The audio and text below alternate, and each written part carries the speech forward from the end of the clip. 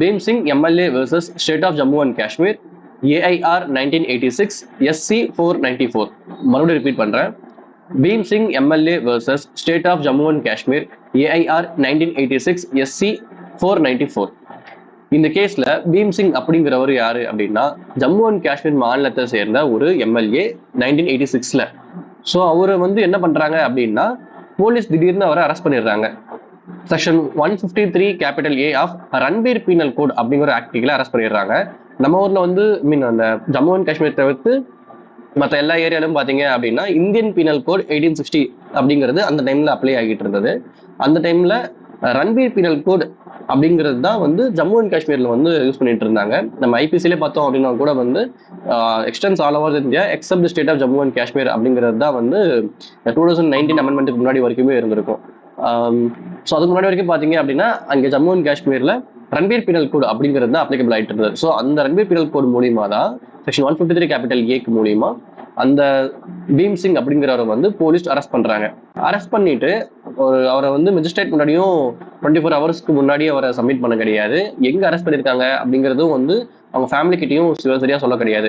இவர் ஒரு எம்எல்ஏ அப்படிங்கிறதுனால லெஜிஸ்லேட்டிவ் அசம்பிளி, அந்த மாநிலத்தினுடைய லெஜிஸ்லேட்டிவ் அசம்பிளிக்காக ஒரு ஓட்டிங் செஷனுக்காக போயிட்டு இருந்திருக்காரு. அந்த சமயத்துல தான் இவர் அரெஸ்ட் பண்ணி ஜெயிலில் வச்சிடுறாங்க.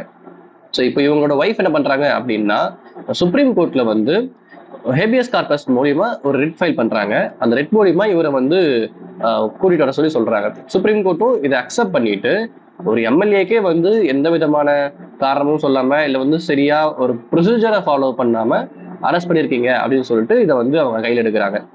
சுப்ரீம் கோர்ட் என்ன இதை டிசைட் பண்றாங்க அப்படின்னா முதல்ல போலீஸ் வந்து article 21 of constitution of India படி ப்ரொசீஜர் எஸ்டாப்ளிஷ்ட் பை லாவை சரியா ஃபாலோ பண்ணல.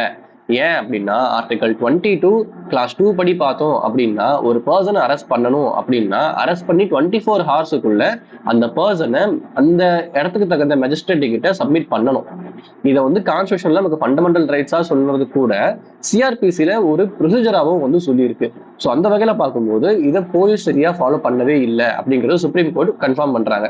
அப்புறம் இதை வந்து சரியா ஃபாலோ பண்ணல அப்படிங்கிறது மெஜிஸ்ட்ரேட்டுக்கு தெரிஞ்சும் ஏன் வந்து மெஜிஸ்ட்ரேட் வந்து இந்த விஷயத்த வந்து கேட்கல அப்படிங்கிறதையும் ரெக்கார்ட் பண்றாங்க. அடுத்த விஷயம் என்ன சொல்றாங்க அப்படின்னா வேணும்னே இந்த எம்எல்ஏவை பர்பஸா லெஜிஸ்லேட்டிவ் அசம்பிளிக்கு போகக்கூடாது அப்படிங்கிறதுக்காக செஞ்ச மாதிரி தான் இருக்கு அப்படிங்கிறதும் சுப்ரீம் கோர்ட் சொல்றாங்க. ஸோ இன்னொரு விஷயம் என்ன சொல்றாங்க அப்படின்னா இந்த எம்எல்ஏக்கு இன்ஜூரியா சினே டேம்னம் அப்படின்னு சொல்லி ஒரு டாக்டரினை வந்து கன்ஃபார்ம் பண்றாங்க. அதாவது இன்ஜூரி வித்தவுட் டேமேஜ். அவருக்கு வந்து லீகல் ரைட் தான் வந்து இன்ஜூரி ஆகிருக்கு. கான்ஸ்டிடியூஷன்ல பாத்தீங்க அப்படின்னா ஃபண்டமெண்டல் ரைட்ஸ் பிளஸ் இவருக்கு லீகல் ரைட்டான ஒரு எம்எல்ஏக்கு அவரோட லெஜிஸ்லேட்டிவ் அசம்பிளில voting ரைட், பார்ட்டிசிபேஷன் ரைட்னு சொல்லி 2 இருக்கும். நம்ம கான்ஸ்டிடியூஷன்ல கொடுத்துருப்பாங்க. எந்த ஒரு லெஜிஸ்லேட்டரா இருந்தாலும் சரி அந்த லெஜிஸ்லேட்டிவ் அசம்பிளிக்கோ இல்லை வந்து பார்லிமெண்ட்டுக்கோ போகும்போது அவருக்கு voting ரைட்டும் இருக்கு, அங்கே போய் ப்ரெசென்ட் ஆகி அவர் ஆடியன்ஸா இருக்கக்கூடிய அந்த ரைட்டும் இருக்கு, அப்புறம் பேசுற ரைட்டும் இருக்கு. இந்த 3 ரைட்டையுமே வந்து இவர் அரெஸ்ட் பண்ணப்பட்டதுனால அவரால் வந்து செய்ய முடியல. அப்படிங்கிறதுனால இவருக்கு வந்து கான்ஸ்டிடியூஷனல் ரைட் வயோலேட் ஆகியிருக்கு பிளஸ் ஃபண்டமெண்டல் ரைட்டும் வயோலேட் ஆகியிருக்கு. அப்படிங்கிறதுனால இவருக்கு காம்பன்சேஷன் கொடுக்கணும் அப்படின்னு சொல்லிட்டு சொல்லிடுறாங்க. இப்போ இன்ஜூரியா சினே டேம்னம் வரும். இவருக்கு லீகல் இன்ஜூரி ஆகியிருக்கே தவிர எந்த விதமான மானிட்டரி லாஸ் ஆகல, எந்த விதமான பினான்சியல் லாஸ் ஆகல, எந்த விதமான பிசிக்கல் லாஸும் ஆகல. அப்படிங்கிறதுனால இவருக்கு இன்ஜூரியா சினே டேம்னம் அப்படிங்கிற இந்த டாக்டரை யூஸ் பண்ணி இவருக்கு கண்டிப்பா ஒரு டேமேஜ் நீங்க வந்து காம்பன்சேட் பண்ணணும் அப்படின்னு சொல்றாங்க. இதை வந்து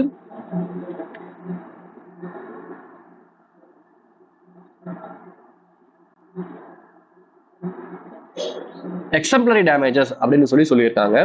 ஸோ ரெமெடி என்ன அப்படின்னா இவரை வந்து அந்த அரெஸ்ட்ல இருந்து விடுதலையும் செய்யணும், அதுல ஒண்ணு. ரெண்டாவது இவருக்கு எக்ஸம்ப்ளரி டேமேஜஸ் அப்படின்னு சொல்லி காம்பன்சேஷனும் கொடுக்கணும் அப்படின்னு சொல்லி சுப்ரீம் கோர்ட் டிசைட் பண்றாங்க. ஓகே, ஷார்ட்டா சொல்லிடுறேன். பீம் சிங் அப்படிங்கிறவர் ஒரு ஜம்மு அண்ட் காஷ்மீரோடைய எம்எல்ஏ 1986ல.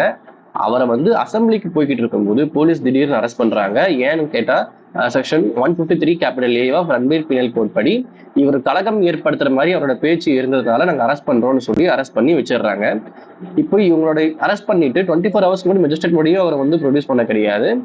ரொம்ப நாட்கள் அப்புறம் தான் ரெஜிஸ்டர்ட் பண்ணி ஒன்று ப்ரொடியூஸ் பண்றாங்க. ஸோ இவரோட ஒய்ஃப் என்ன பண்றாங்க அப்படின்னா ஹைபியஸ் கார்பஸ் ரிட் மூலியமா சுப்ரீம் கோர்ட் அப்ரோச் பண்றாங்க.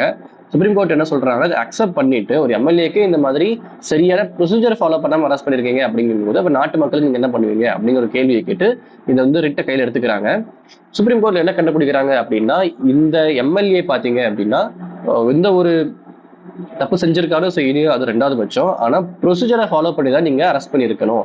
ஆர்டிகல் 21 படி பாத்தீங்க அப்படின்னா ப்ரொசீஜர் எஸ்டாப்ளிஷ்ட் பை லா அப்படிங்கிறது ஒரு ஃபண்டமெண்டல் ரைட். ஆர்டிகல் 22 கிளாஸ் 2 படி பாத்தீங்க அப்படின்னா ஒருத்தவங்க அரெஸ்ட் பண்றோம் அப்படின்னா 24 ஹவர்ஸுக்குள்ள அவரை வந்து மெஜிஸ்ட்ரேட் பண்ணி சப்மிட் பண்ணணும் அப்படிங்கிறது இன்னொரு ஃபண்டமெண்டல் ரைட். பிளஸ் இவர் ஒரு எம்எல்ஏவா இருக்கிறதுனால இவருக்கு அவரோட லெஜிஸ்லேட்டிவ் அசம்பிளியில ஓட்டிங் ரைட்ஸும் ரைட் டு பார்ட்டிசிபேஷனும் இருக்கு. அந்த ரெண்டுமே வந்து வயலேட் ஆகிற மாதிரி, இந்த கான்ஸ்டியூஷனல் ரைட் ரெண்டுமே வயலேட் ஆகிற மாதிரி இருக்கு. ஆக மொத்தம் இந்த 4 ரைட்டையுமே வந்து இந்த ஒரு பர்சன் அரெஸ்ட் பண்ணதுனால போலீஸ் வந்து வயலேட் பண்ண வச்சிடறாங்க. ஸோ இவருக்கு வந்து காம்பன்சேஷன் கொடுக்கணும் அப்படின்னு சொல்றாங்க. ஏன் காம்பன்சேஷன் கொடுக்கணும் அப்படின்னா, இன்ஜுரியா சினே டேம்னம்னு சொல்லி ஒரு டாக்டரின் இருக்கு. அதுல என்ன சொல்லணும், அந்த டாக்டர் என்ன சொல்லணும் அப்படின்னா, அவருக்கு இன்ஜுரி ஆகிருக்கு, லீகல் இன்ஜுரி ஆகிருக்கு, ரைட் இன்ஜுரி ஆகிருக்கு. ஆனா எந்த விதமான மானிட்டரி லாஸோ பினான்சியல் லாஸோ ஏற்படலை அப்படிங்கிறதுனால அவருக்கு அவருடைய ரைட் பாதிக்கப்பட்டதுனால அதுக்காக காம்பன்சேஷன் கொடுத்தே தீரணும். பிளஸ் அவரை வெளியே ரிலீஸும் பண்ணிடணும் அப்படின்னு சொல்றாங்க. இதுதான் இந்த Bhim Singh MLA versus state of Jammu and Kashmir AIR 1986 SC 494 case.